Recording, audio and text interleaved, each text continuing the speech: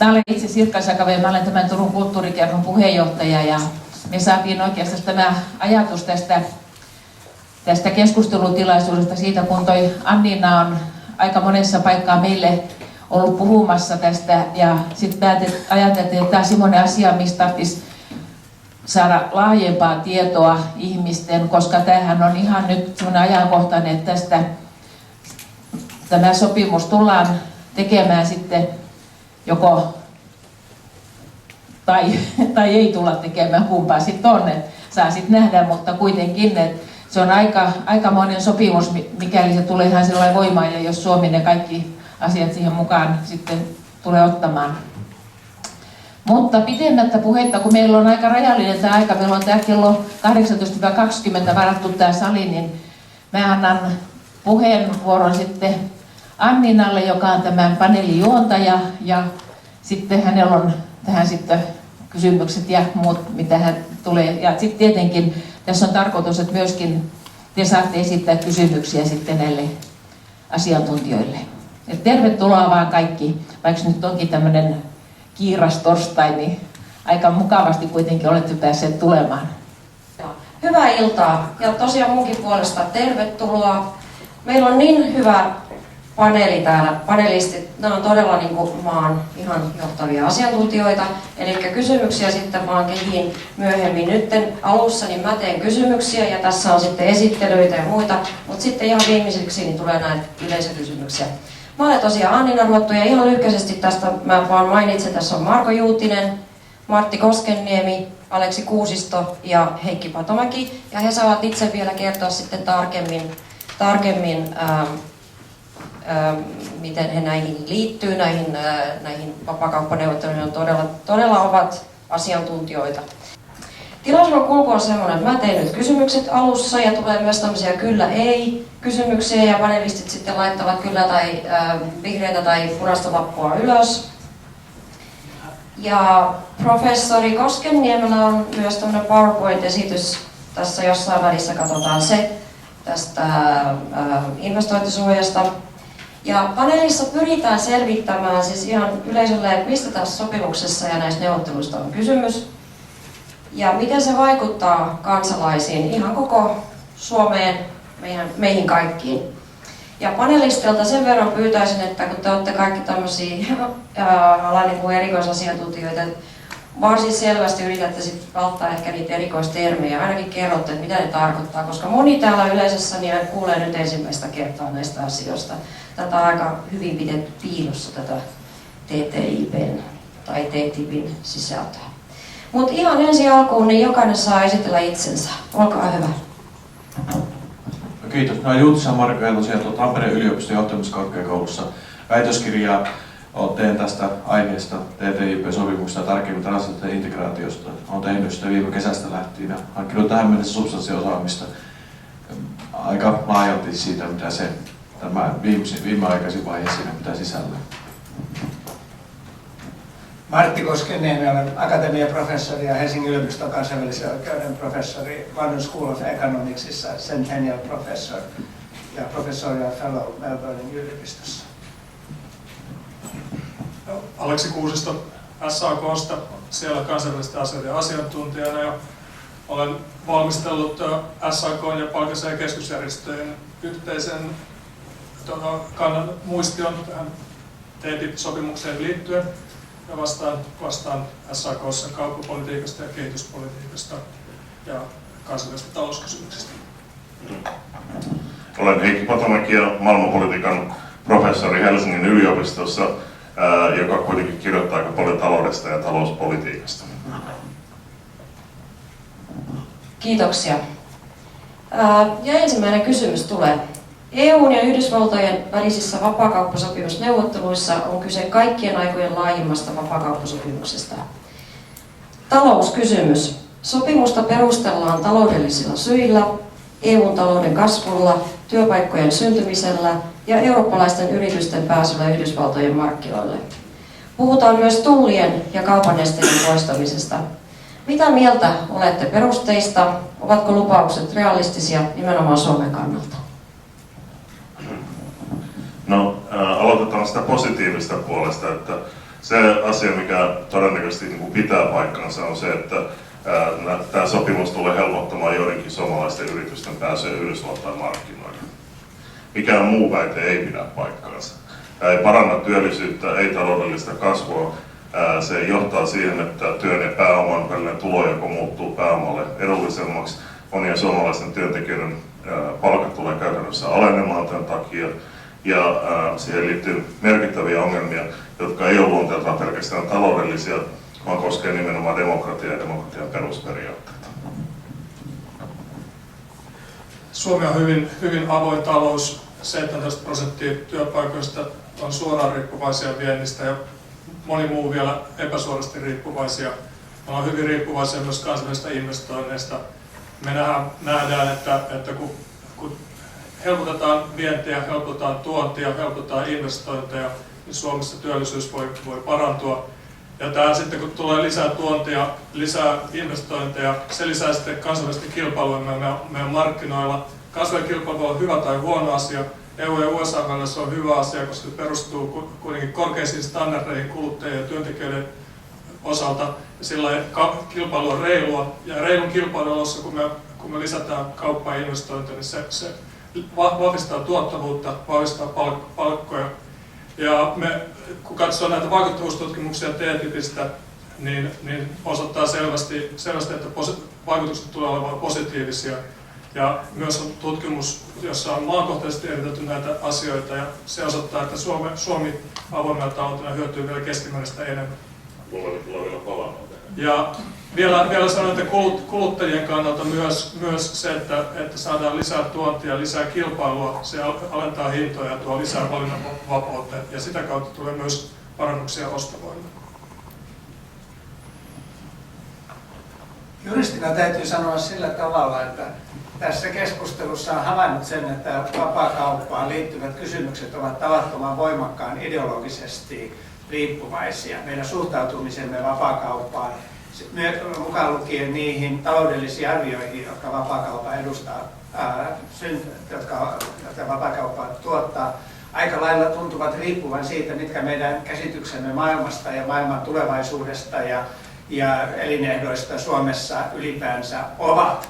Ne meistä, jotka ajattelevat sillä tavalla, että globalisaatio tuottaa hyvinvointia, kaupan lisääntyminen, sen volyymin lisääntyminen tuottaa hyvinvointia, tuottaa työtä, mahdollisesti johtaa palkan alennuksiin kilpailun lisääntyessä, mutta että se on sellainen pieni kipu, joka tulee kestää, koska yleisesti ottaen taloudellisen toiminnan ja aktiivisuuden lisääntyminen on hyvä asia. Ne meistä ajattelevat, että tämä sopimus on yleisesti hyvä asia.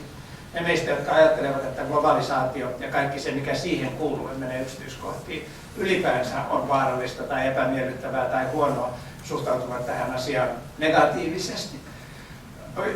On ollut jälleen kerran mielenkiintoista havaita se, että talouden asiantuntijoina itseään pitävät henkilöt jatkuvasti esittävät erilaisia käsityksiä siitä, onko tämä hyödyllistä vai ei.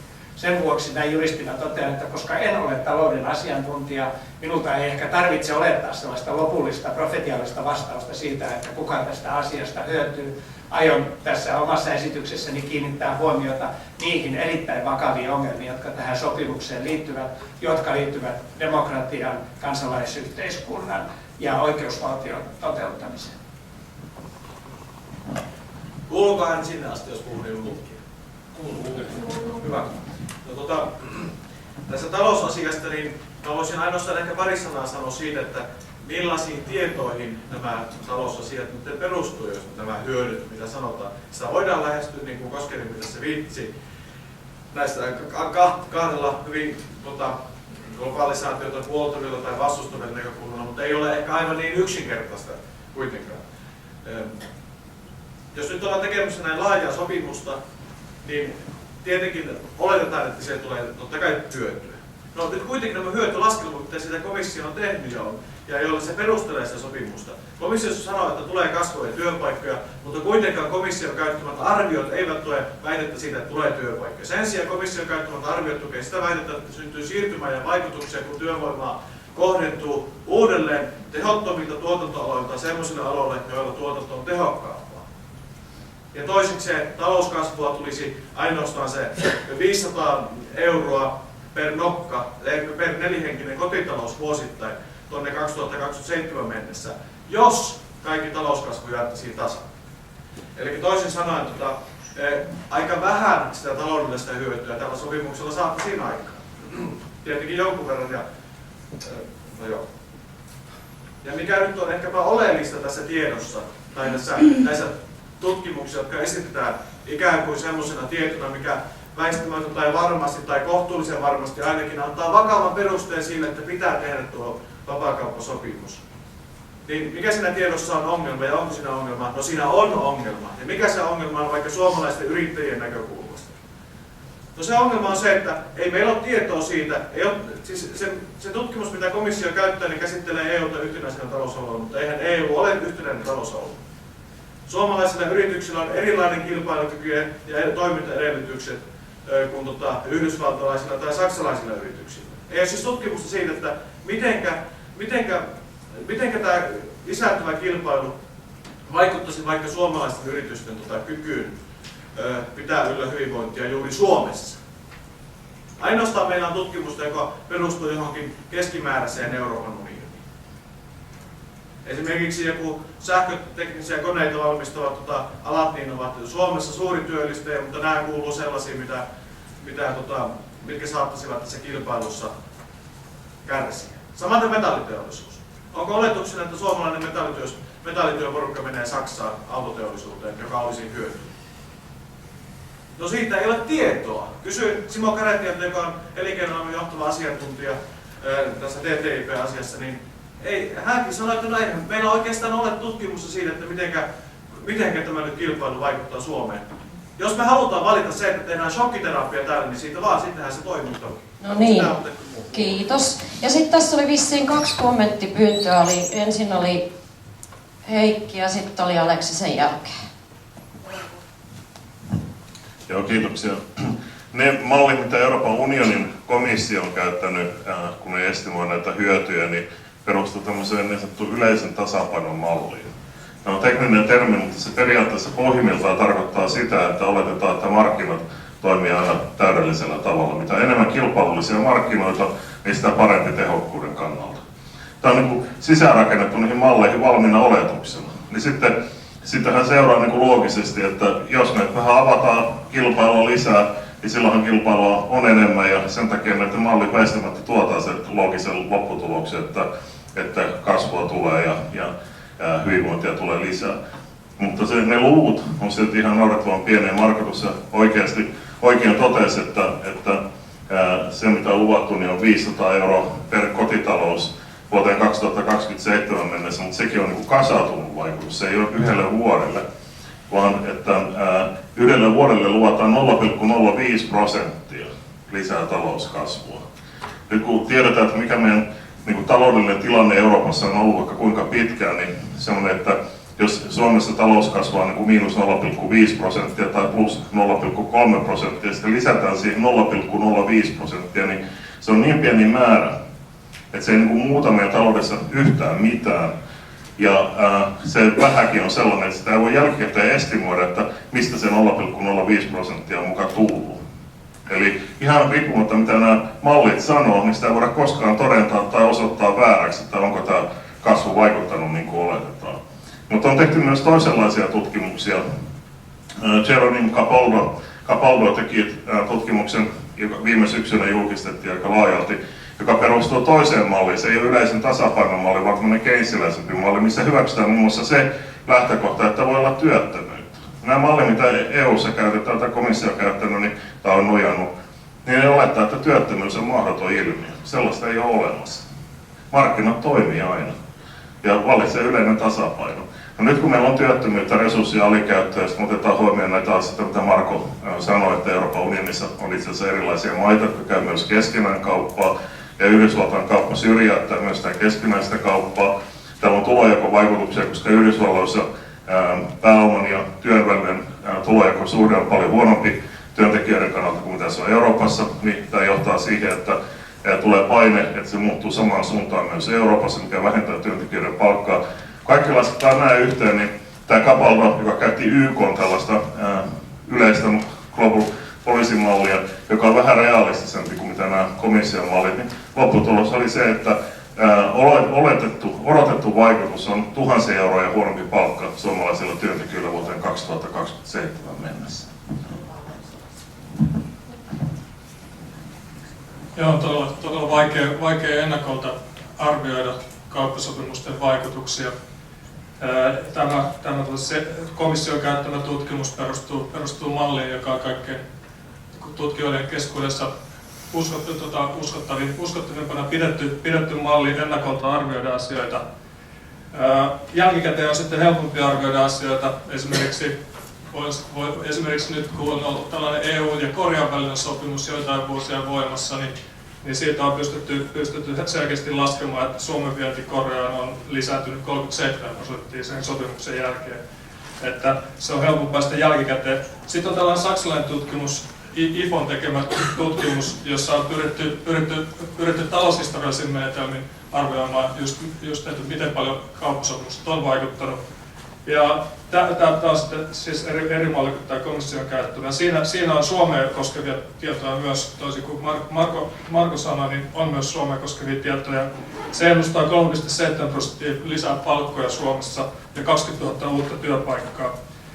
Capaldon tutkimuksesta toteaisin, että siinä käytetty YK Global Policy-malli ei sovellu ollenkaan kansainvälisen kaupan vaikutusten arviointiin. Sen takia Capaldo on itse asiassa käyttänyt näitä komission tutkimuksen oletuksia kasvun lisääntymisestä ja kaupan, mutta sitten on tehnyt omia oletuksia siitä, miten se vaikuttaa kauppaan, ilman että on sitten perustanut näitä oletuksia mihinkään teoriaan tai aikaisempiin tutkimuksiin. Tämä tutkimus on hyvin hataralla pohjalla ja tosiaan kaikki muut tutkimukset ennustaa positiivisia vaikutuksia. Jos mä voin puhua ilman myöskin. No, siis mä yritän asettua kuuntelijan asemaan tässä, koska vain kuuntelijan-asema. Mä olen istunut näissä paneeleissa nyt vuoden verran ja siellä on näitä taloustieteilijöitä, jotka viittaa näihin ulkomaisiin tutkimuksiin. Mikä tulee Saksasta ja missä on YK-malli ja missä on... Mitä siitä pitää sanoa? Mä olen erittäin hyvin koulutettu akatemiaprofessori täällä ja mulla ei ole mitään tapaa reagoida näihin väitteisiin. Ja mä haluan niin kuin jollakin tavalla voimistaa sitä yleisössä, sitä spontaania sympatiaa, joka mulla on yleisöä kohtaan tämmöisen tilanteen edessä, kun mä itsekin koen olevani yleisöä. Miten tähän pitäisi niin kuin suhtautua? Ja mä näen nämä kysymykset ei suinkaan, että meiltä vaaditaan 2 tai 20 erilaisen tieteellisen tutkimuksen mallintamisen metodikritiikkiä. Sitä meiltä ei vaadita, vaan meiltä vaaditaan niin kuin rehellistä suhtautumista siihen, mitä me ajattelemme tästä tieteellisestä höpinästä, tästä taloustieteellisestä diivadaavasta, jota tulee joka tuutista. No mä sanoisin niin, että yksi ja haine. Maailmassa on tärkeämpiä juttuja kuin tämä taloustieteilijöiden väliset keskustelut. Heillä on keskenään, he menkäävät sinne kabinettiin ja tapelkoon nämä metodikysymyksensä. Me olemme demokratiassa, jossa me päätämme niiden aatteellisten ja kokemuksellisten näkemysten pohjalta, jotka meillä on. Me niin kuin liikutaan sumussa tässä ja me voidaan vaan niin kuin hapuille mennä jotakin kohden. Jos mä tässä alussa sanoin taloustieteellisestä näkökulmasta aivan liian naivin yksinkertaisesti, että kysymys on vaan siitä, että tykkäätkö globalisaatiosta vai ei, niin mä haluan palata siihen, että kyllä me saadaan ajatella sillä tavalla. Ja meillä on niin kuin jonkinlainen kokemus siitä Turussa, Helsingissä, Suomessa, Euroopassa ja maailmassa, että mihin suuntaan me ollaan täällä liikuttu ja me niin kuin joudutaan sen avulla toimimaan. Ja koko ajan siellä on ollut nämä taloustieteilijät räpättämässä täällä reunoilla, että tuota metodia ja tätä tutkimusta. Ja se on tärkeää hommaa. Mutta me ei voida niinku ratkaista näitä heidän ongelmia heidän puolestaan. Meidän täytyy ratkaista omien poliittisten näkemystemme puolesta, minkälainen maailma ylipäänsä on sellainen, että halutaan. Halutaanko me antaa suuryhtiöiden ja kansainvälisen kapitalismin niin vetää meidät jonnekin? Ja voi olla, että monet meistä voivat, voi olla. Mutta tukeeko meidän kokemuksemme tätä? Vai pyritäänkö me siihen, että meidän kansalaisyhteiskunta, meidän demokratia toimii niin, että meille asetetaan sellaisia kysymyksiä, joihin me voimme vastata järkevästi, ja meidän poliitikkomme ottavat nämä kysymykset haltuun ja kääntävät ne meidän kielellemme niin, että meillä on se päätöksenteon mahdollisuus. Kiitoksia.